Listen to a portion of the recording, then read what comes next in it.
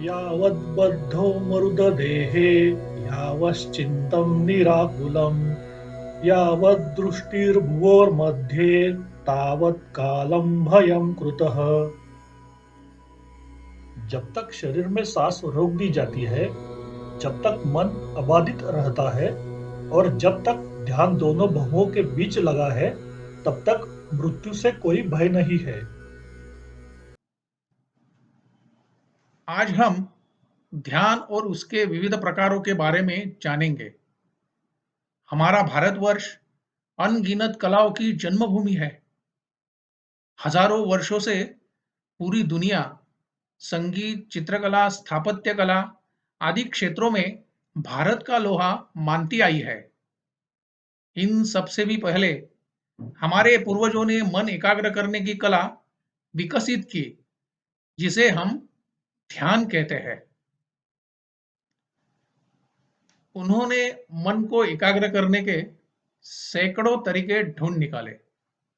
आज हम उनमें से ही कुछ तरीकों पे विचार विमर्श करेंगे। ध्यान के लिए जरूरी बातें। पहली जरूरी बात, अभ्यास के लिए स्थान और समय निश्चित। हमारा मन आदत का गुलाम होता है। मन के इसी आदत का फायदा उठाने के लिए हमें एक ही स्थान पर एक समय निश्चित करके अभ्यास करना होगा।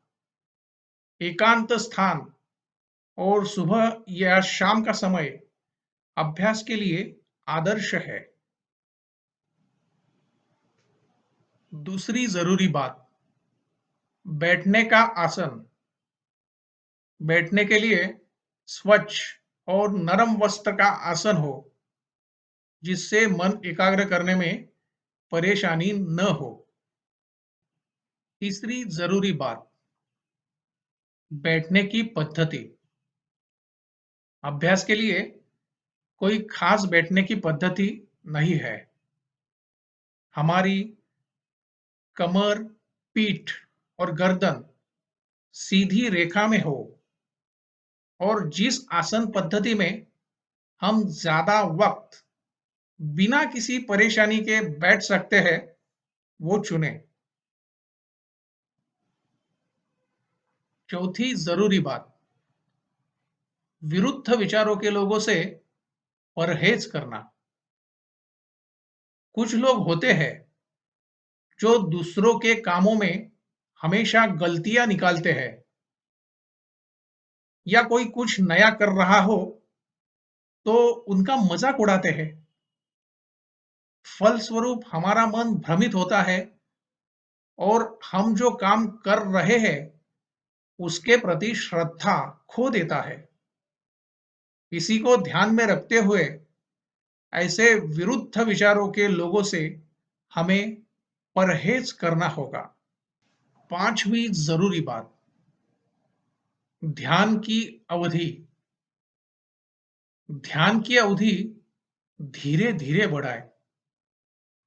हमारा मन छोटे बच्चे की तरह होता है। जैसे छोटे बच्चे को हम एकदम से कोई चीज सिखाने की कोशिश करते हैं तो वो बिल्कुल उसके विपरीत व्यवहार करता है। पर अगर हम उसे धीरे धीरे संयम से सिखाते हैं तो वो आसानी से सीखता है। हमारा मन भी एकदम से कोई चीज स्वीकार नहीं करता है। उसे धीरे धीरे अभ्यास से ही सिखाना पड़ता है। इसीलिए बिना जोर जबरदस्ती किए शुरुआत 2-3 मिनट से करें और फिर जैसे जैसे हम अभ्यास करते जाएंगे वैसे ही हमारा मन ध्यान में खुद ही बिना सायास घंटों एकाग्र रहेगा। उसके लिए यानी हमारे मन के लिए यह अभ्यास भी खेल हो जाएगा। काम के वजह से कभी आप ध्यान करना भूल भी गए तो आपका मन उसकी याद दिलाएगा और ध्यान किए बिना आपको स्वस्थ बैठने नहीं देगा। ध्यान की विविध पद्धतियों में से आज हम 2 पद्धतियों के बारे में जानेंगे। पहली पद्धति, श्वासों पर मन एकाग्र करना।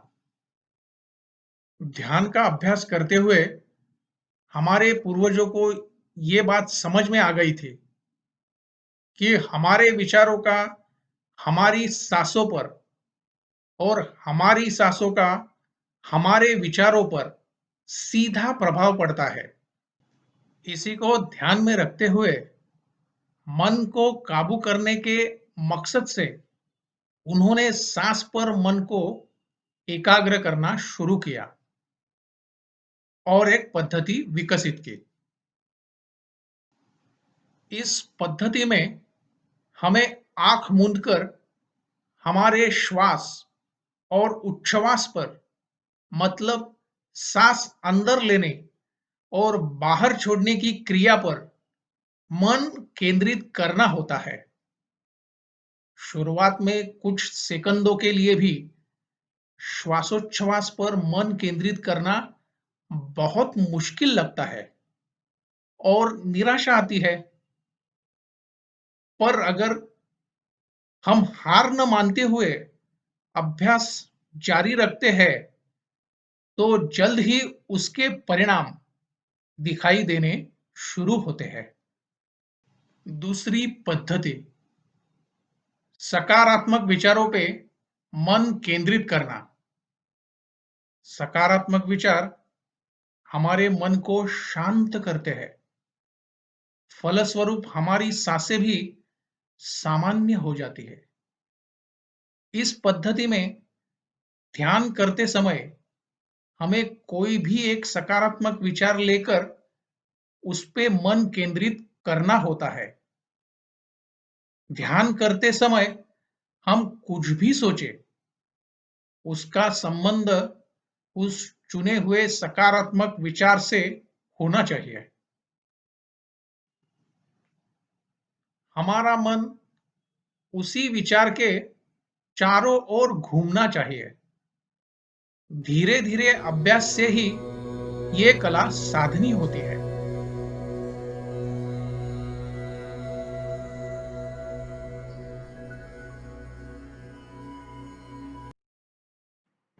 Hello guys, hello. नवचेतना प्रतिष्ठान की ओर से मैं संदीप सालुंके और मैं हेमंत कोंडालकर हृदय से आभार व्यक्त करते हैं। आपने जो हमारे वीडियोस को सपोर्ट किया वो काफी सराहनीय और प्रेरणादायी था। ये सीरीज करते वक्त हमारे मन में यही था कि स्वामी जी के जीवन प्रसंगों से प्रेरणा लेके हमारे आपके जैसा सामान्य व्यक्ति कैसे लाभान्वित हो सकता है। सामान्यतः हम महापुरुषों की कहानियां पढ़ते हैं और वो ग्रेट लोग थे, उनके लिए तो सब आसान था, ऐसा सोच के छोड़ देते हैं। हमने ये सीरीज उसी विचार को छेद देने के उद्देश्य से बनाने की शुरुआत की है। आप हमारे आगे के वीडियो को भी ऐसा ही सपोर्ट करेंगे, ये हमें आशा है।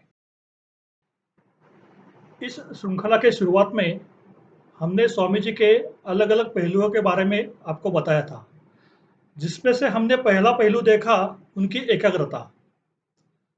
अगले पड़ाव में हम उनके नए पहलू के बारे में, जिसका नाम है साहस, उसके बारे में जानेंगे।